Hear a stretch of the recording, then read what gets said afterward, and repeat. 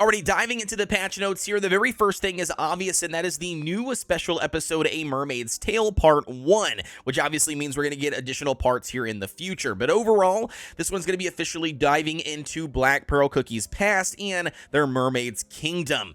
Not only that, it's pretty straightforward, just like other special episodes. It is going to take a specific quill in order for you guys to unlock it. This one this time is going to be called the Lunar Coral Quills, but either way, in order for you to officially unlock the special episode, you either have to trade the Trade Harbor or you could utilize crystals to officially unlock it. I expect it to be the exact same of other special episodes. Obviously, it's going to require some quills here, but until it officially drops in the game, we don't quite know how difficult it will be. Now, diving into the second big thing coming in this update, and that is what they call Crystal Jams. These Crystal Jams are going to be officially available for unleashing powers sealed by the darkness and grant ancient cookies, legendary cookies, and dragon cookies with new powers.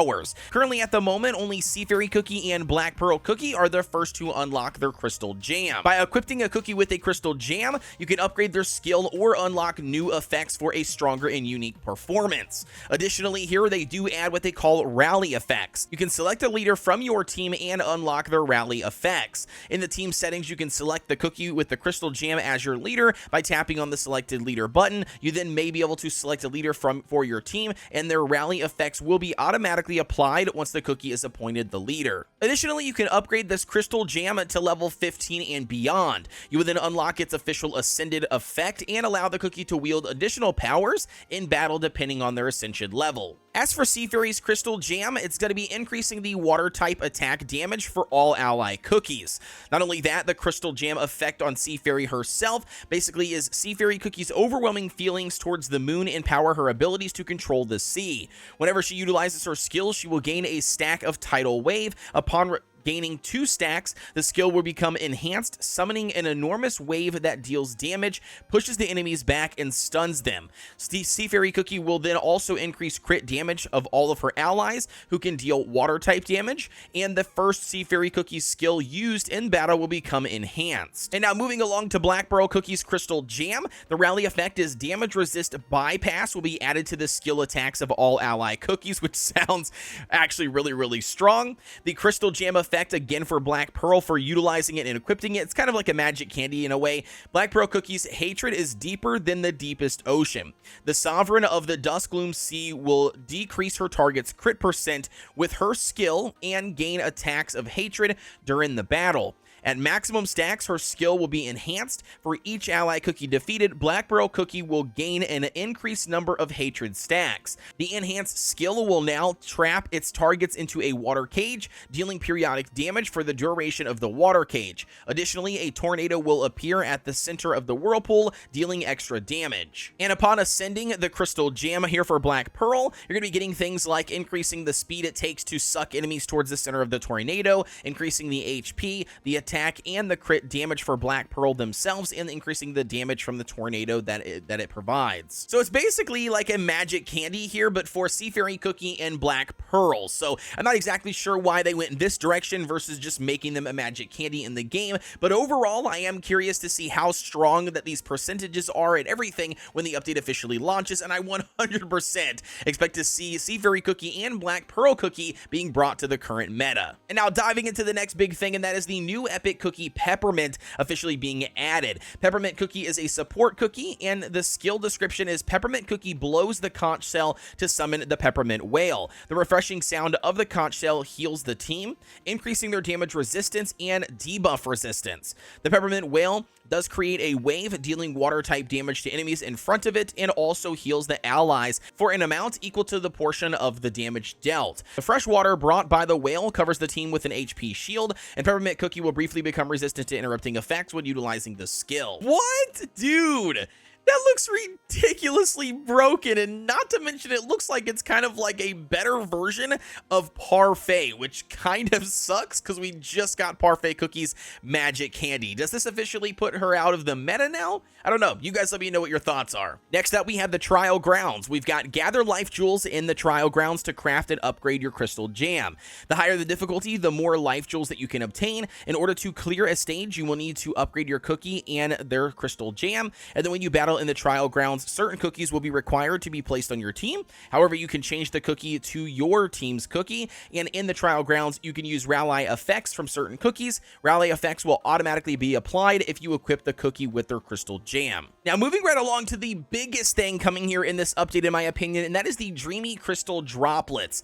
It says, in the new Dreamy Crystal Droplets event, you can meet Sea Fairy Cookie and Black Pearl Cookie and their soul stones along with life jewels. You collect the Dreamy Crystal Droplets from the event and store to try the legendary gacha. If you happen to reach 270 pulls in the legendary gacha, you can obtain a Dark Ocean chest and choose between Sea Fairy Cookie or Black Pearl Cookie. You can also obtain their life jewels from the chest as well. If you obtain items from the legendary gacha when you already have the maximum amount of life jewels, you will receive mileage points instead. And I think this is absolutely huge for every single player, because not only did they go back to the 270, pity counter, which every single player loves, but we are officially getting the ability now to get a more targeted legendary summon between Black Pearl Cookie and Sea Fairy. Additionally, in the update, we're getting a brand new legendary costume. This one's for Black Pearl Cookie, called the Fading's Radiance, and it looks absolutely astonishing. We're getting a new Kingdom Arena UI, so this is going to be adding additional features and changing current things that we can already see. Some of those new features coming to the Kingdom Arena are going to be the Arena League shop. It says it's going to be added to the Arena Metal shop. However, in order for you to unlock it, you do have to at least hit Crystal Tier, and it will still take the Medals of Victory to be spent. In addition to the Arena League shop, we're getting practicing with defenders. You can now practice with your team of defenders. You can test out your team of defenders and play against the selected team of attackers. Additionally, we're getting the ability now to rewatch battles. It says you can now rewatch your battle from the battle results screen. You can rewatch battles from the battle results screen when you attack the opponent or play a revenge match. Obviously, they also have dropped 4 different speeds for you to rewatch the playback in. Finally, dude, this has been added into the game. We have been asking for this forever, like years now, because having this ability to rewatch the battle, you can see what exactly happened or what went wrong for that specific team to beat you, because sometimes it is questionable. Additionally, they're introducing a win streak bonus. It says for chocolate to diamond tiers, if you win in the arena consecutively, you can earn a win streak bonus where you obtain additional trophies. The win streak bonus will start at 2 wins and applies all the way up to 5. However, keep in mind, if you do refresh your opponent list or you lose with a winning streak bonus activated, it will then lose your winning streak bonus. They're additionally adding a brand new arena tier. This arena tier is going to be placed between Master and Grandmaster, called Elite. With the addition of the Elite tier, some of the conditions have been slightly adjusted. You can reach the Elite tier if you reach the top 20% in Master, and you can now obtain Elite tier statues. And now, in addition to the arena changes, we're also getting an update to the Hall of Encounter. It is now officially a Mermaid's Tale. It's going to be very straightforward, just like other Hall of Encounters updates, where you're going to be collecting individual pieces, and then these individual monument fragments will then be used to unlock specific buffs for specific cookies. They're also going to be adding a new resonant topping set called Sea Salt Toppings. Currently, at the moment, we do not know exactly which cookies this will affect, but my guess is it's going to be anybody that's going to be relating to the individual story. So probably Sea Fairy Cookie, Black Pearl Cookie, probably Peppermint Cookie, and then maybe even somebody else like Captain Caviar. Next up, they're officially adding 5 new quests that we talk to specific NPCs in special areas to obtain more skill powders, and they're also going to be adding additional bounty dungeons to the individual day rotation, essentially just giving us more ways to grind out skill powders. And last but not least, we've got some reduction when it comes to the requirement for certain content in the game. The very first one here is the Might of the Ancients difficulty. So as you can see here on the left side, level 1 through level 4, it used to require a certain amount of times in these individual game modes. Now they're going to be reducing them down. So world exploration 20 times now down to 10, bounties from 15 down to 6. You got to obtain 40 cookies now to 10 cookies, and then play in the Kingdom Arena 30 times. Now it's only 10 times. Additional adjustments for the Sugar Gnome Laboratory. Once again, they're reducing it here. So as you can see, the Sugar Gnome Laboratory level 2 through level 6, the level requirement of your cookie castle is now going to be going down. So it's going to make it a little bit easier for you to achieve this. And the same thing goes here for the Hall of Ancient Heroes. It says you officially unlock it here, which used to be after beating stage 615,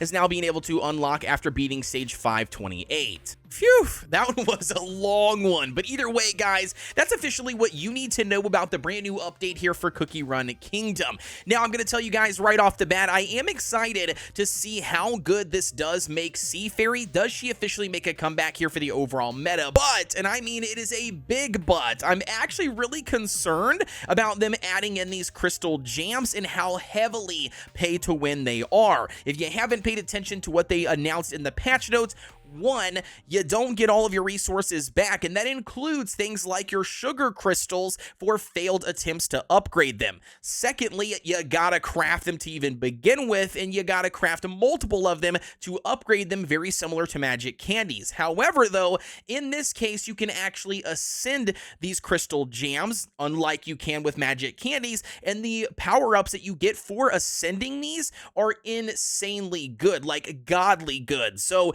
if you don't have them ascended, well, then you're going to suffer significantly in something like the Kingdom Arena. So 100%, that is a major concern of mine. You guys let me know what your thoughts are down below on this whole thing, but don't forget to like, comment, and subscribe here on the channel for everything Cookie Run Kingdom related. And with that being said, as always, I'll see you guys on the next one.